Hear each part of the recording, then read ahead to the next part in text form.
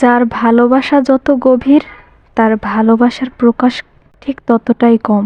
কারণ ভালোবাসাটা হলো অনুভবের বিষয়, লোক দেখানো নয়।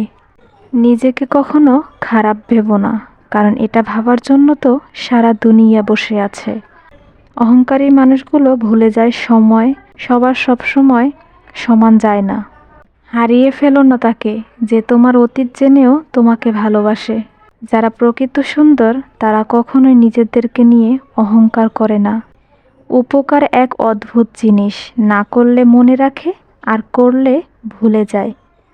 জীবন অনেকটা নদীর জলের মতো, কখনো থামে না কারো জন্য, শুধু বাধা পেলে রাস্তা বদলায়। কিছু কিছু বিষয় নিজের ভেতরে বন্দি রাখাই ভালো।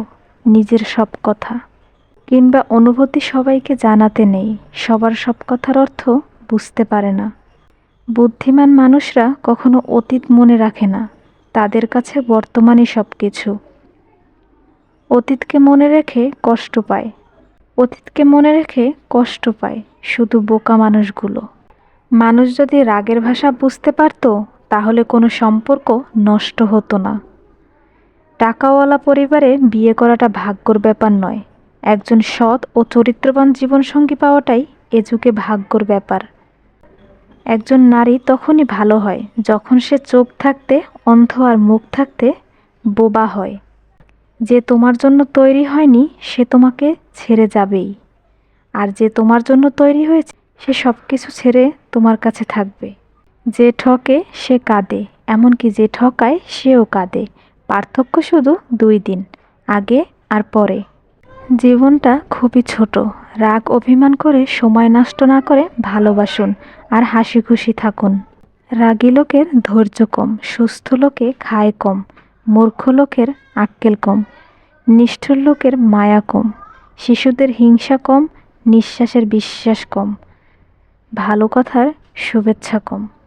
যার সাথে রাগ করে আপনি বেশিক্ষণ থাকতে পারবেন না, দেখবেন তার সাথে বেশি রাগারাগি হয়। নিজের শরীরের যত্ন নিন, কারণ এটাই আপনার একমাত্র থাকার জায়গা। রূপের ঝলক দিয়ে কি হবে যদি চরিত্র ঠিক না থাকে? আবেগ দিয়ে কি হবে যদি বিবেক ঠিক না থাকে? শিক্ষা দিয়ে কি হবে যদি ব্যবহার ঠিক না থাকে?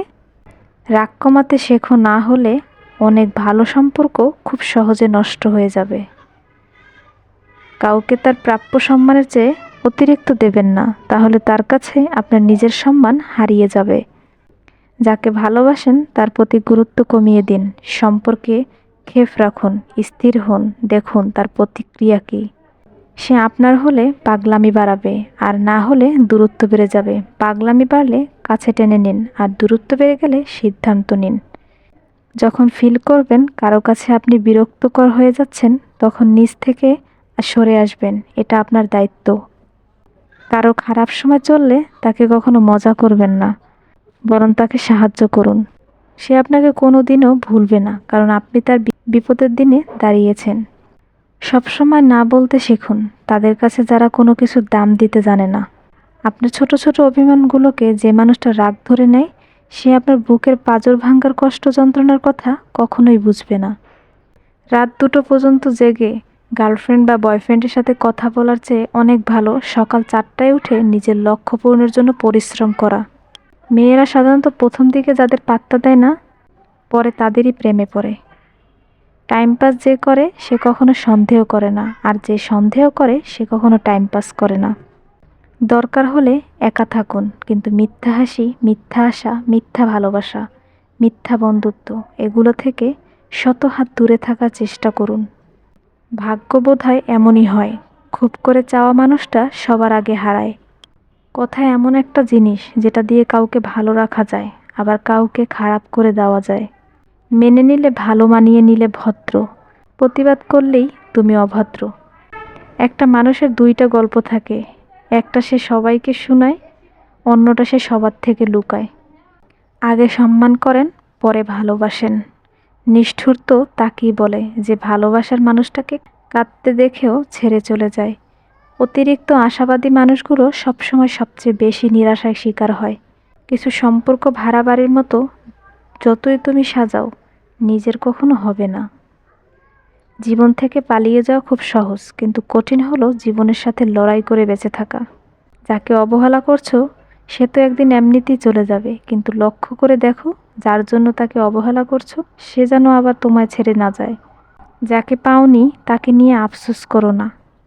এত ভালোবাসা দেওয়ার পরেও যে তোমার হয়নি তাকে নিয়ে কি করে ভবিষ্যতে সুখী থাকবে। এমন ধরনের বন্ধু বানান যে আপনাকে বিপদের সময় কখনো না বলবে না, যে আপনাকে কখনো মজা করবে না। দুটো অনুভূতি কখনো কাউকে বলে বোঝানো যায় না। 1, পাওয়ার আনন্দ। 2, আর না পাওয়ার বেদনা। সবসময় নিজের সিদ্ধান্তে চলুন, কারণ এই দুনিয়ায় কেউ কারো ভালো চায় না। উপরে উঠতে একটা হাত লাগে আর ঘুরে দাঁড়াতে একটা আঘাত। যা হবে সেটা মেনে নিতে হবে, এটাই জীবন। ভালো থাকার আর বেঁচে থাকার মধ্যে তফাৎ অনেক। বেঁচে থাকার অনুভূতি প্রকৃতির কাছে, আর ভালো থাকার অনুভূতি মানুষের কাছে। হাতে হাত রাখা সহজ, কিন্তু সারা জীবন বইতে পারাটা কঠিন। যেখানে আপনার মূল্য নেই সেখান থেকে সরে আসা বুদ্ধিমানের কাজ। যে ভালোবাসে তার শাসন বারণ শুনতে হয়, আর শাসন বারণ শুনলে জীবনে ক্ষতি নয় বরং ভালো হয়। যার মন ভালো হয় তার ভাগ্য খারাপ হয়, এটাই মনে হয় জগতের নিয়ম। বদলে যাওয়াটা হয়তো সবাই দেখে, কিন্তু বদলে যাওয়ার পেছনের কারণটা কেউ দেখে না।